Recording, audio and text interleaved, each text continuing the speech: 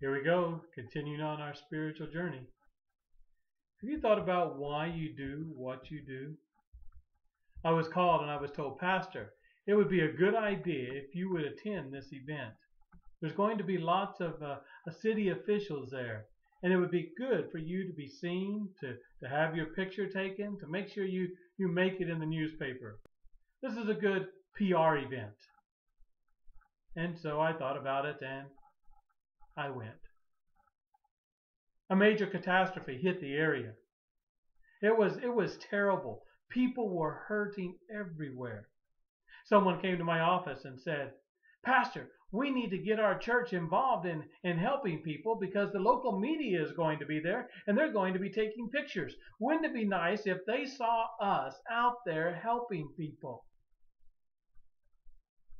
Why do we do what we do? Why do we live a generous life? Is it so that people will notice how generous we are? I remember as a child, there was a rich man in our church. At least we all thought he was rich. One night after a particular busy meeting at the church, he took all of us out to eat. Oh, it was wonderful having many of the church members out at the same pizza restaurant. We had lots of fun talking. We were having just a wonderful time. And I can remember when the evening was over. Now remember, this was many years ago. I must have been, 12, 13 years of age. I can remember when the evening was over, he went to pay the bill. He paid the bill, and then he left $100 tip. Boy, my eyes got big. I'd never seen anybody leave $100 tip. That was spectacular. That was above and beyond what I would imagine. I mean, usually I saw people trying to leave tips that were as small as possible. But yet here was this man being generous and leaving what I thought was a fantastic tip. Was he doing it so that the people in the church would know? I don't think so, because I was the last one out of the restaurant that day. I think he was doing it because he loved people, and he liked to help people. Jesus tells us in Matthew, 2 places here in Matthew, he talks about this.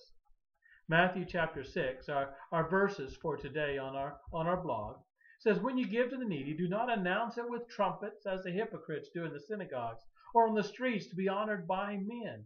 I tell you the truth, they have their reward in full. But when you give to the needy, do not let your left hand know what your right hand is doing, so that your giving may be in secret. And your Father who sees what is done in secret will reward you. Do you get the idea? If we do it secretly, if we do it without the public recognition, the Lord rewards us. If we do it for public recognition, that's exactly what we receive. Public recognition. Who do you want to recognize you? Again, in Matthew, this time in chapter 23, Jesus says it again. Everything you do is done for show. They love to sit at the head table at banquets and in the reserved pews in the synagogue.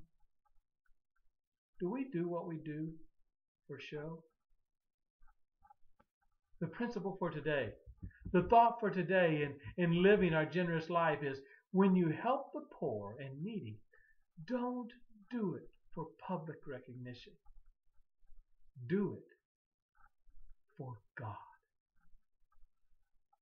Today, live generously because you love God.